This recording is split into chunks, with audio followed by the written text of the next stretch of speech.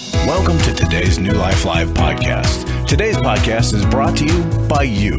Your donations make this podcast possible.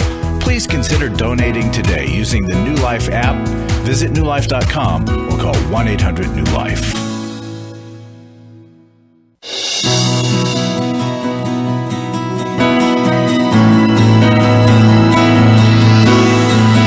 Welcome to New Life Live with host and founder of New Life Ministries, Stephen Arterburn. New Life Live is dedicated to transforming lives one at a time thanks to the giving hearts of you, our listeners. Our goal is to provide you with wisdom from God's Word to give you hope and help in life's hardest places. If you have a question you'd like to ask today, our phone lines are open. Call 1-800-229-3000. That number again is 1-800-229-3000. Now here's Steve.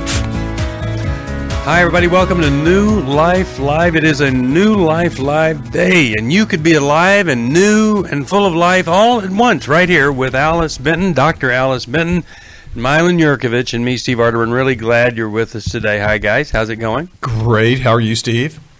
Doing well. And can you see the logo behind me, the New Life logo? Yes. I can. Yes. Yeah, that is my original art that's on the New Life Christmas card. If you're not on our mailing list, you need to get a Christmas card at least from New Life. And I drew, we've got our logos, our tree with the brain. I drew Jesus rather than the brain. And, of course, people immediately said, what's Jesus doing up in the tree?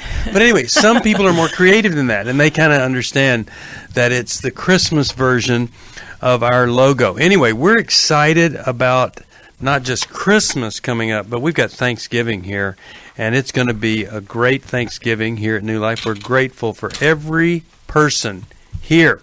And get on our mailing list so that you can get our special Thanksgiving greeting. It's really quite special. We love you, and if you need anything, we're right here for you, 1-800-NEW-LIFE. And if you want to join us on radio, you got 3 brains here, and 2 out of 3 are functioning right now. So you could join us by calling this number, 1-800-229-3000,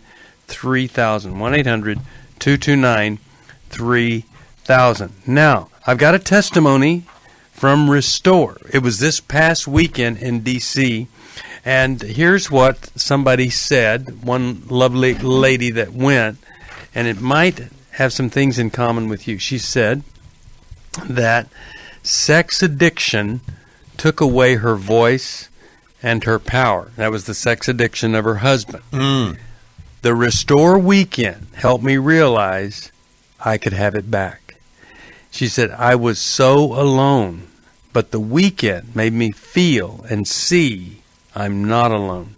And it made me realize that I can't keep isolating myself and that I need connection with other women going through this journey. I walked in fearing I would be judged and blamed for his addiction. I felt none of that, and I felt so safe in telling my story. Listen, I know you're out there. We know that this is almost every man's battle still. And we know you're there. We know you need help. We know that you're hiding this. You're ashamed of it. Who wouldn't be? But you could get some help at our next Restore workshop. So you call us. We're going to do it again February the 28th. And you could have this same kind of experience, Steve, and result. That change is so palpable on those weekends because the women all come in feeling something akin to what you just described. And then we become a community at those weekends. I know we say this, but I really want to speak to your heart, ladies. If you feel alone and ashamed and embarrassed and at fault for whatever it is that your husband is doing, you will find kinship there. You'll be understood and you'll find freedom at those weekends. It is so worth it. It's invaluable to go. And I know of women who have shared with a pastor what's going on, and they have been blamed and have been made to feel shame over it. Well, I got to believe that the church you're going to is what we would call a pathocracy, where a person in charge has a bit of a problem, and that's a problem. It isn't your fault. It's his responsibility, and we want to help you to heal from it. You call us at 1-800-NEW-LIFE. We love men We love men whether you're struggling or not. But when you get free, you free generations to come. Yes. Has quite an impact. Absolutely. All right, we'll take a break. 1-800-229-3000. Glad you're with us today for New Life.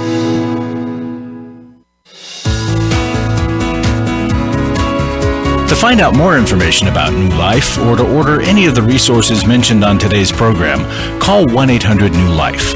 Now back to New Life Live.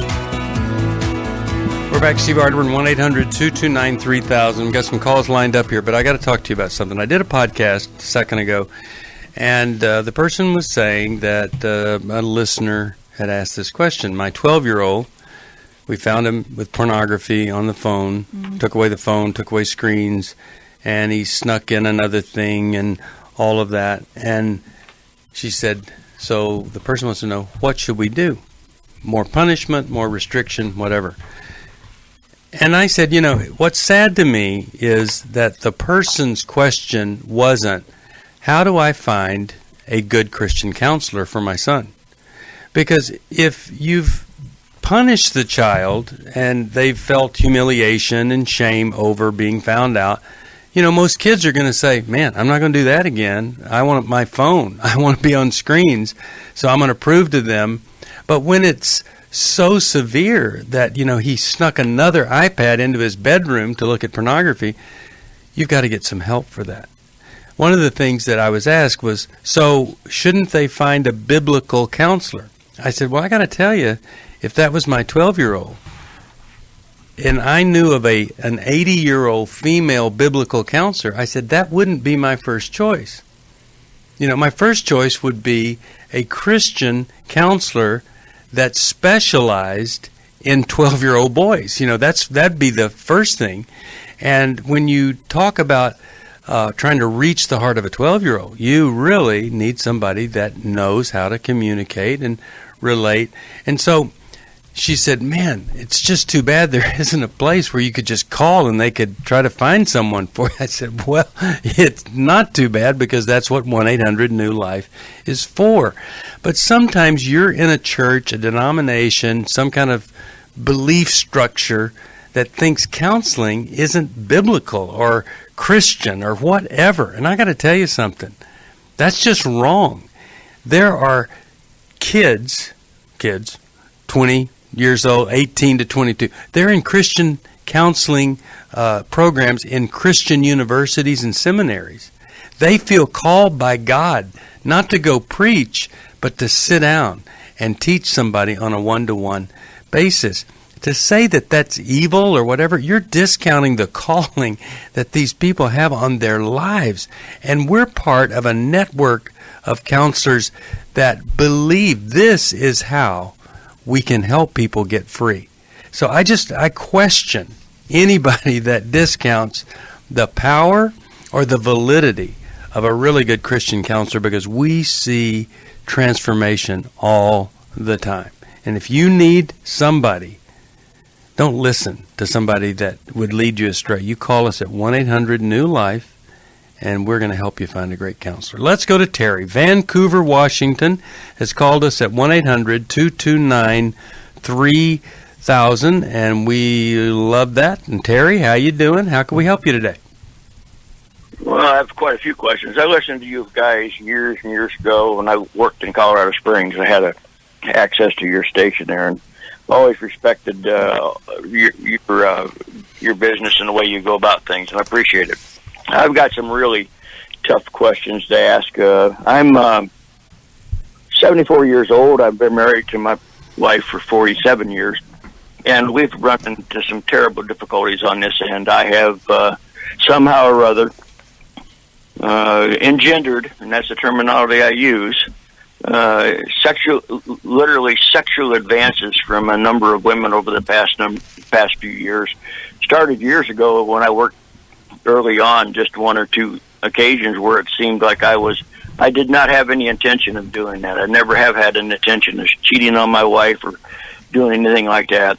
But these last few years, it's been really, really damaging to our relationship and to her emotionally. It's got into emotional abuse, and I'm struggling with an understanding of how I engendered it how I would have actually, on a number of occasions, especially just about a month and a half ago, responded to an advance by a professional woman in a hospital setting.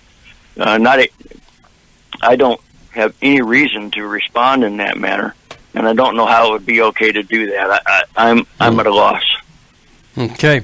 Well, I'm glad you called, and I hope that we can give you some insight that's going to help you here. Let me ask you this, Terry. Is this the first time you've ever responded to one of these sexual advances, or have there been other times? There have been other times, but no, I don't. I can't. I'd have to. This one was a blatant response. This last one about two months ago in an emergency room setting, I was being treated, and a triage nurse just literally all but was in front of my wife and me, all but I'm sorry, I don't want to use any word, but pawing all over me, and I smiled at her as though I was accepting of that. I do not have any reason to understand why I would have done that, and it's injured my wife terribly. Okay. All right. So let's see. Maybe we could start with you, Alice. And from a female perspective, I know you would certainly be aware of how hurtful that would be. But what do you think here? I mean, I don't relate to this because I've never had people just want to be or make advances like that to me, and maybe that's because I'm not quite as attractive as you, Terry, or something like that. But it's just I don't see this in my life, and so maybe Alice has got some insight here, and then we'll talk to Milan about it. Terry, I appreciate it. We're really proud of you that you're calling, that you're making this confession, and you're looking for help. I think you've got a lot of men listening right now that can relate to what you're saying. And I think you're describing our broken human condition, that we all find ourselves sinning again and again. Why did I do that? Why am I doing this when I do love my wife and I treasure her?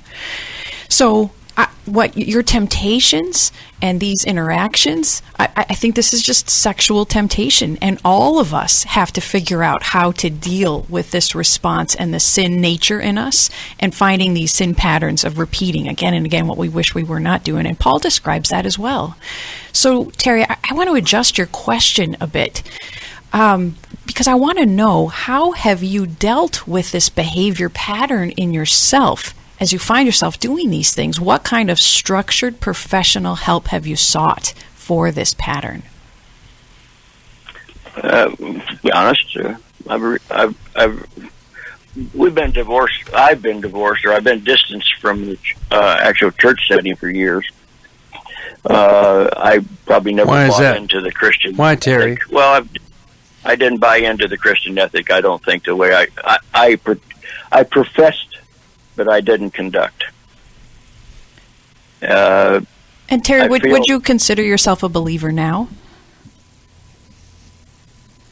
Yes, I'm a believer. Okay. I cannot not believe. No, there's no way around it. Terry, I think that the way that you describe this problem, it kind of minimizes your role in how you're reacting to these women and then what you do with it afterward. You use that word engendered, and I was a little confused by that use of the word. So first I want to prompt you to take more responsibility, that I respond to women sexually. And you said you hurt your wife, which is good that you know that. It's good that you can admit to that. What you likely will need to change this pattern is to continue the kind of confession that you're doing here with us, but with other men who can support you and who can keep you accountable for what you do moving forward with this. It's our confession and our repentance that changes this pattern eventually by allowing God's grace to come to us through relationships with peers. I hope from this call you would be inspired to join Every Man's Battle, to come to one of our weekends, to read the book, and to join with other men who can walk with you on this journey to heal the harm you've caused your marriage. Yeah. In the meantime, Milan, I mean, look, what is the hope for him? Here's the deal. Terry, you're enjoying this at some level. See, this has happened enough that you're enjoying the attention that you get. So here's what happens. If we're looking for enjoying and responding to the smiles of other people or to the words of the gestures of other people, then we're looking for it. And this is all about what I call eye contact. If I walk down the street and I'm just staring at an approaching woman, or I look at an approaching woman and I'm maintaining lots of eye contact, more than what is socially appropriate, then I'm inviting something back, and odds are I will evoke or solicit some response, and then I will do something, and I've started a little cycle here. What happens is there's an adrenaline rush, there's an excitement, there's a thrill. And let's not be, naive as to the thrill of some flirtatious encounter. And so the bottom line is eye contact. Will I look at the person? Will I maintain eye contact and thus evoke and solicit something from them? And I think that's where we really have to stop and use self-discipline and say, I'm just not going to stare at people when they approach. Or I'm just curious about in the ER with your wife there that this person is pawing all over you, what that means, and even what you might interpret as a gesture from another person. I've been in the ER many times, and they usually don't paw all over you unless you have somebody that is just some caretaker or codependent person that's trying to make you feel good. But what I'm trying to say is here, it's eye contact, and we invite it if we're looking. So, how can I do that? Avert your gaze. Avert your gaze. Don't look back. Don't respond. If somebody smiles at you, say good morning and turn your eyes away and keep walking in another direction. And Terry, it's probably not something you can change overnight. That you'll have to walk. That's why you need other men around you, so that you can continue to tell them how difficult it is to bounce your eyes, but you keep practicing it with them. So Terry, I really would hope that you'd join us for Every Man's Battle, because you do end up with a band of brothers in the battle with you. But first of all, here's the thing. It is probably extremely difficult for you to imagine yourself in a Bible study with other men where there are only like 4 or 5 of you guys. But that's a great place for you to start connecting with men. And the first thing that you'd want to say whenever you want to share with somebody is this: I have a need to be fascinating to women. And I say things, and I write it off as this is my personality, I'm outgoing, but I love it when they are fascinated with me. And I'm so sorry that my wife wasn't the person that I wanted to be fascinated with me. Now, that's where you begin, see? Because most men end up realizing, I still have this need for fascination with other women. I need to take care of that in the company of other men, and that becomes the groundwork that's done for us being faithful with our eyes and our intentions and everything like that. Second thing is, you need a man counselor, buddy. If you're 74, you probably got another 20 years on this earth. Get in, let us get a good, solid male counselor for you. If you really want help, that's how you do it.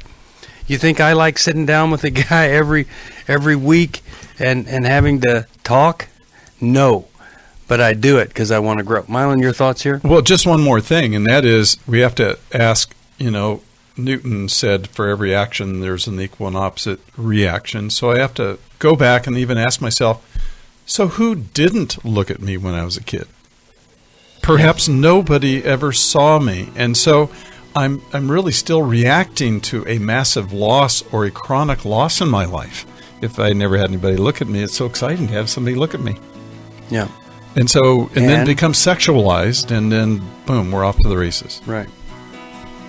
I think a lot of men are listening, and you know how fun it is to engage with somebody else's wife, daughter, whatever. Bible talks about lurking at my neighbor's door. You don't have to be standing outside on the porch to be lurking at your neighbor's door. You do it by inviting them in, becoming engaging, and it's different than having a respectful conversation.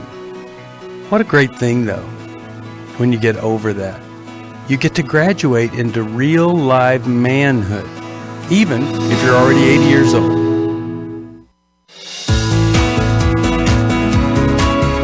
We'd love to hear from you. If you have a question or a comment, call toll-free 1-800-229-3000. Now back to New Life Live. We're back. Steve Arterburn here with Milan, Yerkovich, Dr. Alice Benton, and your phone calls 1-800-229-3000. We are in the studio another hour and a half. You could join us today. We love it when you do. By the way, if you ever miss an episode, I was with some people last night. They didn't know we had an app. We have a New Life app. You go to the App Store. It's free. It's got New Life on the app with a little tree and the brain in the middle. And you can hear it anytime then. You can hear it at newlife.com. You can also hear us on Sirius XM, satellite radio, channel 131, 10 a.m., and you can hear it locally. Maybe you're listening on a local station. That's where we want you to hear it because you're in tune with all the news and stuff and traffic and weather, and we love that. I want to go to Louise from Dallas, Texas. KWRD is the station. Hi, Louise. How you doing? I'm doing great, and thank you all so much for taking my call, and I really appreciate the valuable service that you all give to people, so I'm very grateful for it.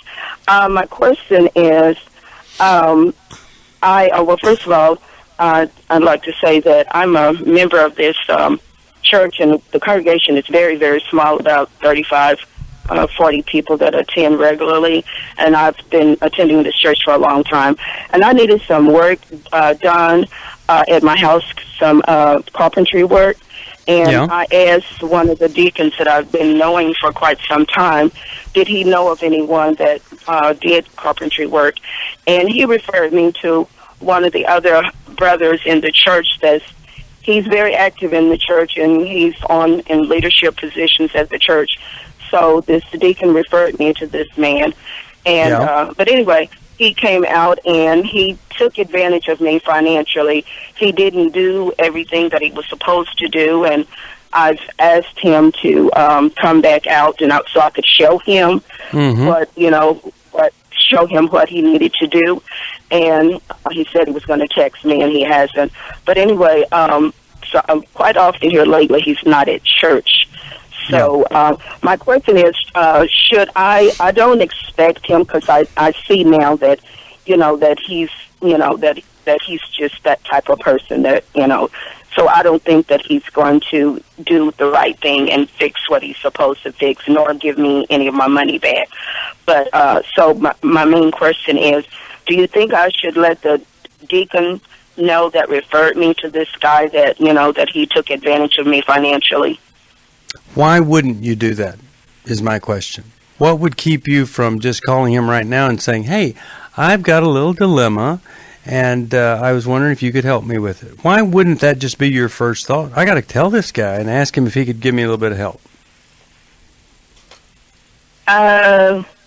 Well, I guess the only reason why I was kind of reluctant about doing it because, without them coming out, without the deacon coming out, it would be he may not believe me, or So well, here's the thing. You could invite that deacon out, because here's my concern. If you don't do that, there's another woman that deacon's going to refer this same guy to, and somebody else is going to be hurt. Yeah, that was my thinking. Yeah. So, okay, well, that's what I needed to know then. That I definitely needed. Well, don't just take my word for it. We got these other really smart people here, and they may have some additional insight for you, and in what to do here and how to handle it. Any thoughts here for her about a conflict here and really feeling like the service was not rendered? Well, we just canceled a contract with Kay and I. My wife and I just canceled a contract with somebody. It actually wasn't a written contract. It kind of wasn't even. It was tenuous verbal contract because we felt there was a lack of performance, and we just said, no more. We're not going to do this anymore. So For people falling short, Louise, it's going to happen all the time that people are going to disappoint us. But I think I really agree with Steve that the church is supposed to be a place to help settle and arbitrate things. And so we need to report back to the church what our experience was, especially if someone in responsibility recommended them. Let them know what our responsibility was and what our experience was. And we need to be able to do that. The body needs to hold up a mirror to one another and reflect to one another what's going on. Yeah. Well, Steve, Alice, any thoughts here? Yeah, it stood out for me, Steve, that you said not just to give the deacon information, but to ask for his help. Mm-hmm. That it is so biblical, Louise, for someone else to come alongside you to help fight this battle. This is not right, and it shouldn't just go left unsaid. I'm sad for you, though, that you are held back to not tell him because you don't think he'll believe you. Oh, that just tugged at my heart. Yeah, we believe you. Well, the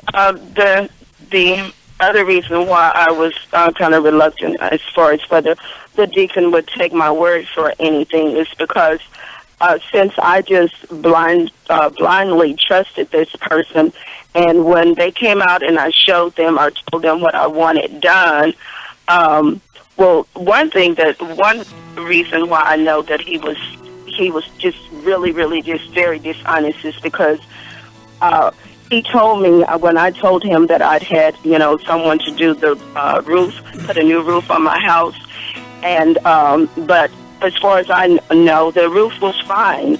But he said, "Oh yes, some of those shingles were not nailed down, so that wasn't done properly."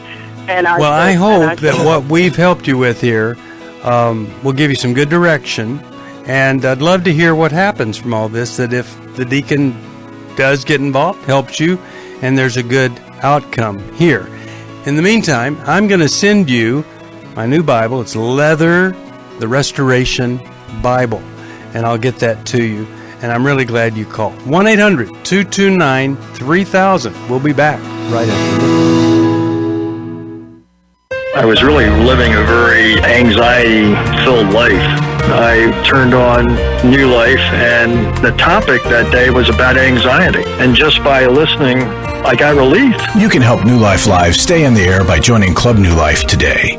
When you sign up to support us monthly through Club New Life, we'll send you a set of 4 devotionals, 100 Days of Character, Peace, Prayer, and the newly released 100 Days of Healing. Plus, there are ongoing benefits like access to the Club New Life video library, the monthly Club New Life CD or download, quarterly resources, free shipping on purchased resources, and discounts on workshops. I did go to Take Your Life Back. That's been immensely helpful to me. That's why I continue to support the ministry with the hope that not only am I helping my own situation, that I'm helping others as well. Support Club New Life, and together we can help hurting people find help and hope in life's hardest places. Call 1-800-639-5433 to join Club New Life today.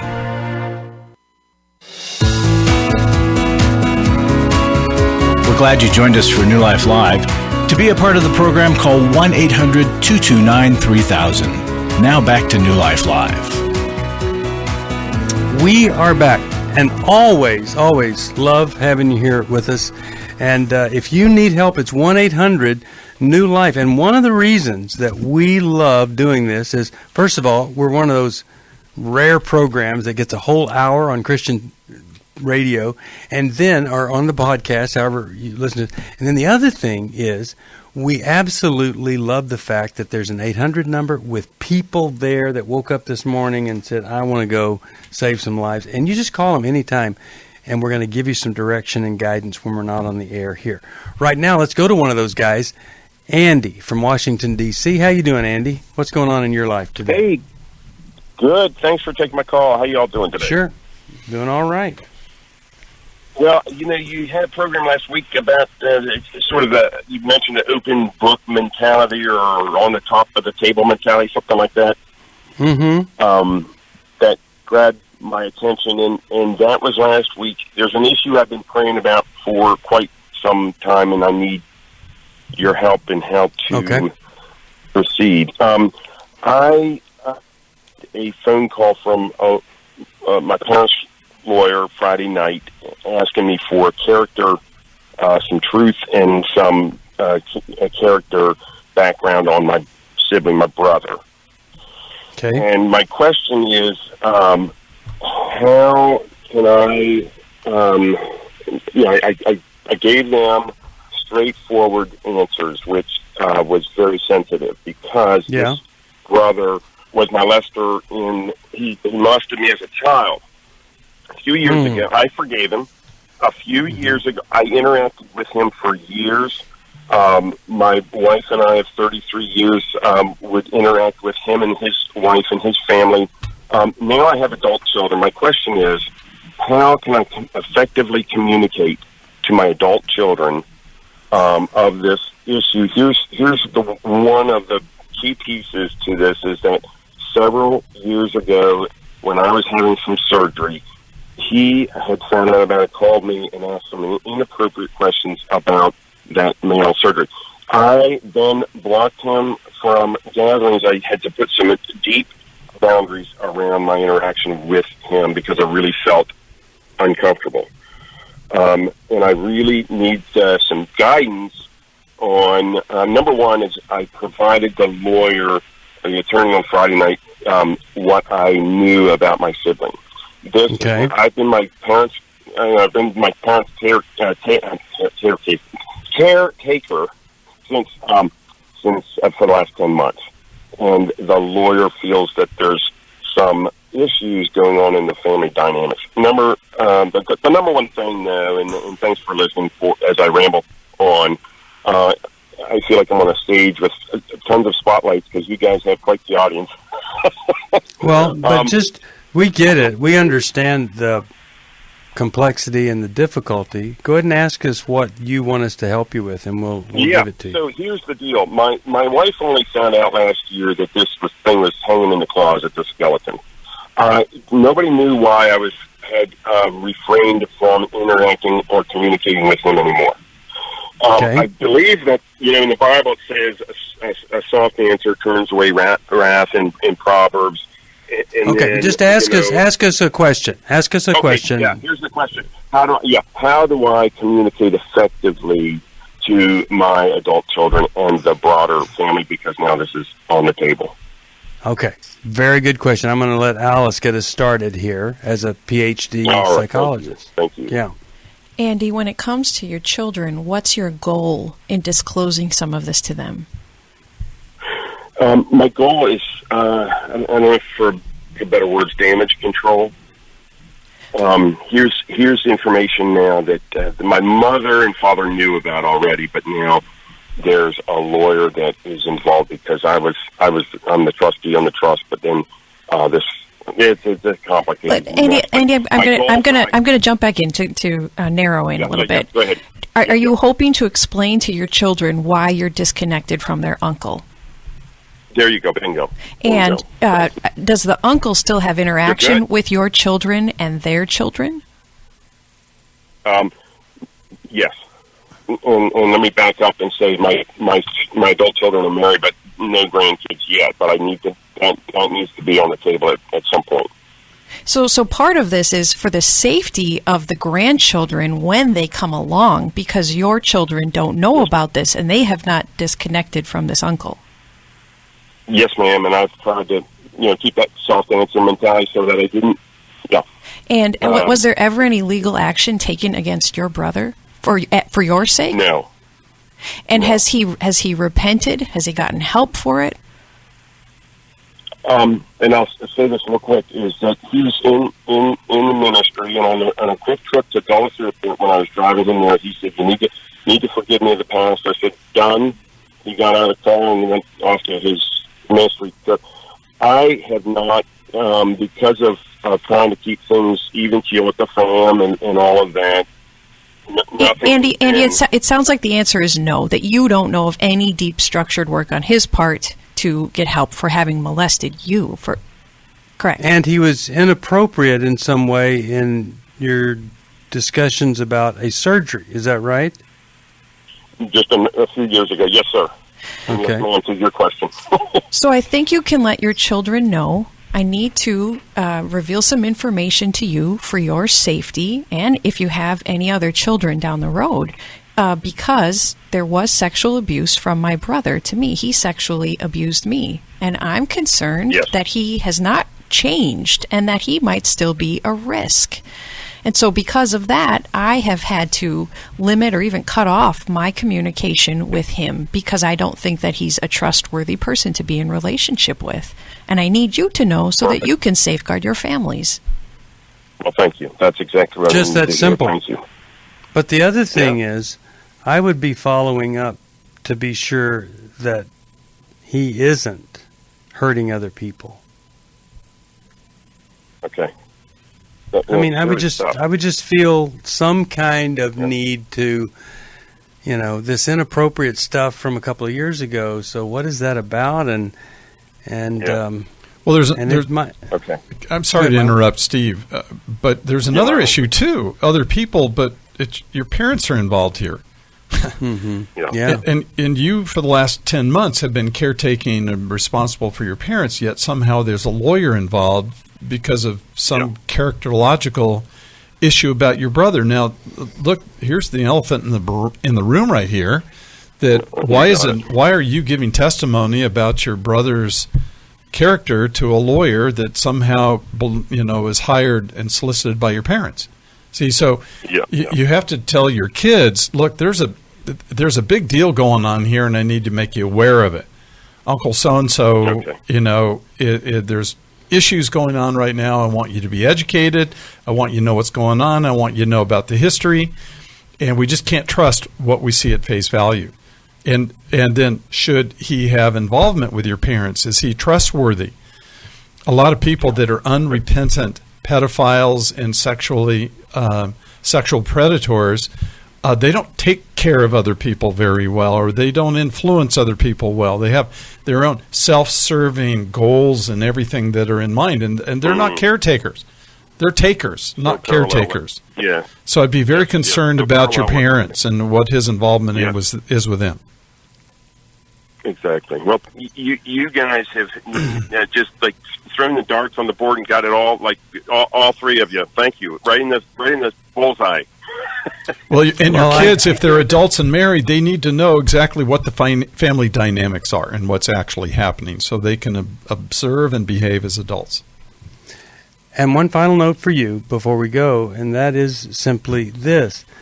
No points off for you deciding that after all this time, maybe you need to sit down with somebody and talk through this, because with this whole legal issue with your parents and the inappropriate thing 2 years ago, it might have triggered some stuff in you, and you're feeling uneasy about this and you don't like it. Mm-hmm. Don't feel bad about that. I would feel that way. I would want to talk to somebody, and I would want to deal with this at whatever level of awareness I have today, versus what it was like 20 years ago or 40 years ago. This is a very sad thing, and I'm really glad that you called and let us give you some input here into this. God bless. I'm going to send you Every Man's Bible. I think you're going to love this Bible, and I hope and pray that it'll be good. And in addition to that, to me, the best book on insight and how all of this stuff plays out, in that you were molested under the care of your parents, and that produces an impact. I'm going to send you How We Love. I think it's going to help you, and it'll help you connect with your kids in some new ways too. If you're looking for a book that people thank you for the rest of your life, it's How We Love. I don't know of another book like this out there. It just needs, the information needs to be known by everybody, and it's a gift to the Christian community. You can get it at 1-800-NEW-LIFE. Hey, we'll be back, 1-800-229-3000.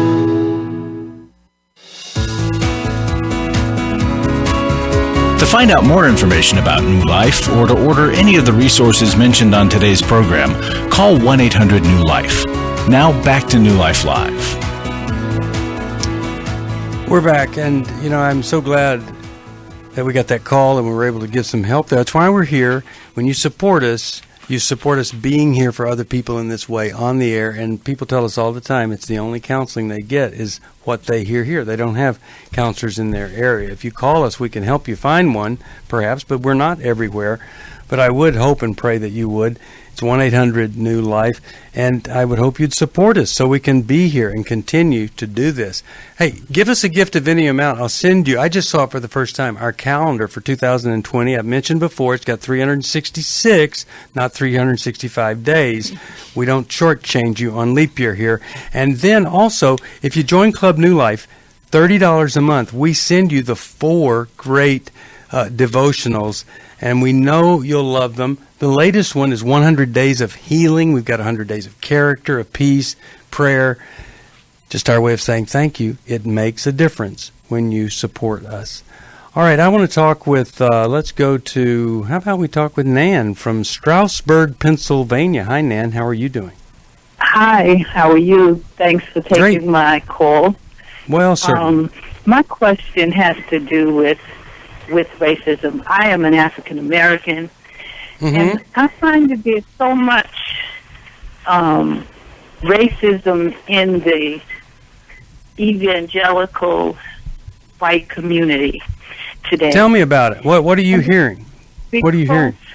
Because of all that's going on at the top, from the presidency down, he feels, to me, kind of emboldening, and he calls you all out in support of him. And I've heard some say they don't really care about his character. It's some of the things, of course, that you support that he does. So are you, is the problem him, or is it ministers that are racist? Yes.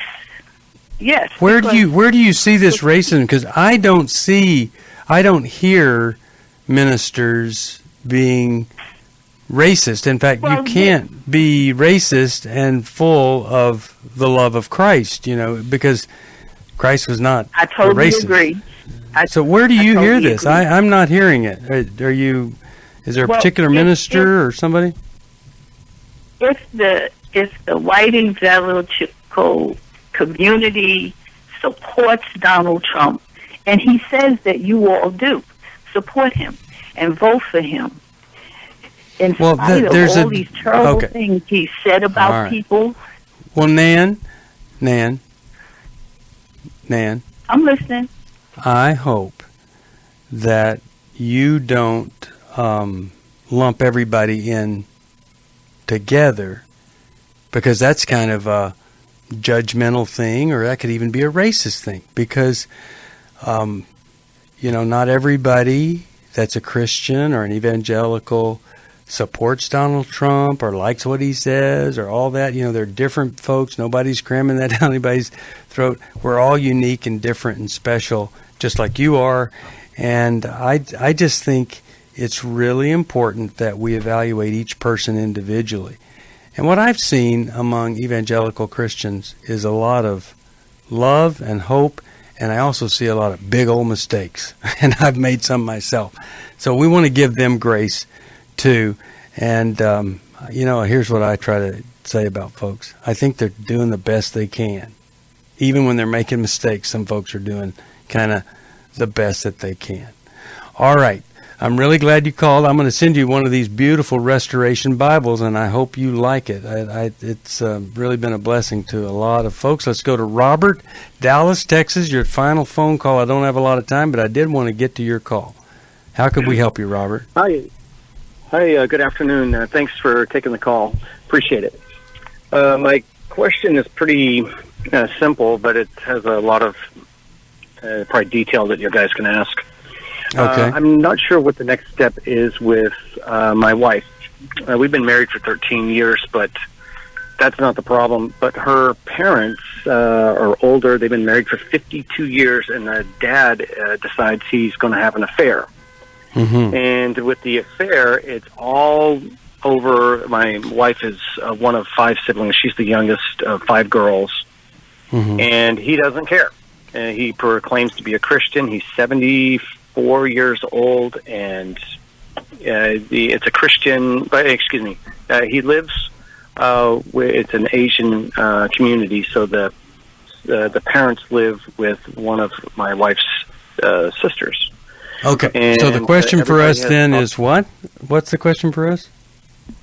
What is my next step with my wife? Because I'm asking, I'm talking to her about it, but she's kind of like denying it. And everybody in the family has tried to address it, and it just blows into a fight, and nobody's addressing or dealing with the problem at hand. And how's her mom doing? How's her mom doing? Mom's a mess. Mom is, they tried to kick him out of the house, and then the mom worries about what he's going to eat. I mean, they're elderly, so that plays a role. And then so he comes back to the house, and then they fight, and it's creating all sorts of disruption within the family unit and the integrity of the unit. Okay. They've got, go ahead. Okay, well, let us, because we don't have a lot of time, but let's, Milan, what do you think? I mean, here... I feel for this woman who's codependent and enabling, and it's tough. What do you say? Yeah, Robert, you may not be able to do anything. That's kind of how I feel. I know, because it's interesting that because you brought up a cultural element, and you brought up issues of being older and less resilient, et cetera, and I can't let him starve, and what's he going to eat? And so you have 5 decades of stuff built in, and I think the most important thing would be for you to get your wife to talk to you, and for this to be something that you guys work on between the two of you to provide comfort and nurture and support for your wife. And then that's all you can do. It's kind of what Joshua said, as for me and my house, we'll serve the Lord. And this is one of those things, you may not be able to fix his family system. I have no intentions of fixing it, because God's the only one that can fix this, because this one, I talked to my wife about it, but it's kind of like an open wound. Every time we talk too much, I'm not sure, that's kind of like, you talk a little bit about it here and there, and sometimes you hit a real open nerve, and it's like she shuts down. Well, let me encourage you to do something with your wife that she might want to do with her mother, and that would be you and your wife go to a recovery meeting for codependents.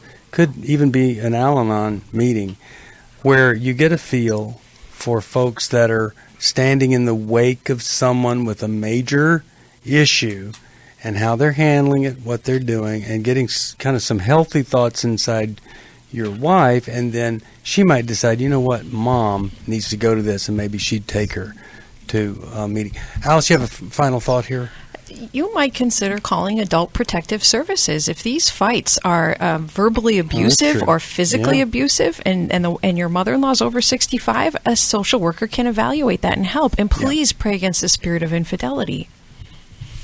Okay, all right. I hope that's helpful to you, Robert, and glad you're there. You're kind of the adult in the room here, trying to help figure this out. And I'm glad that you called. I'll send you Take Your Life Back. And I think that'll be great for both wife and your mother-in-law. Now, if you can help us, please do. Don't forget, Every Man's Battle, December the 6th in Denver, Colorado, 1-800-NEW-LIFE. Milan and Kay and I, Intimacy and Marriage, February the 14th in California. Did I say February? Anyway, 1-800-NEW-LIFE. See you next time. Bye. Thanks for listening. We hope this program has helped you by giving you insights for handling the challenges you face in your life. We want you to know that we're here for you, but you also need to know that New Life Live is a listener-supported ministry. To make your donation or to get any of the resources mentioned on today's program, call 1-800-NEW-LIFE. That's 1-800-639-5433, or write to us at New Life Ministries, P.O. Box 1029, Lake Forest, California, 92609. Please join us again tomorrow for New Life Live.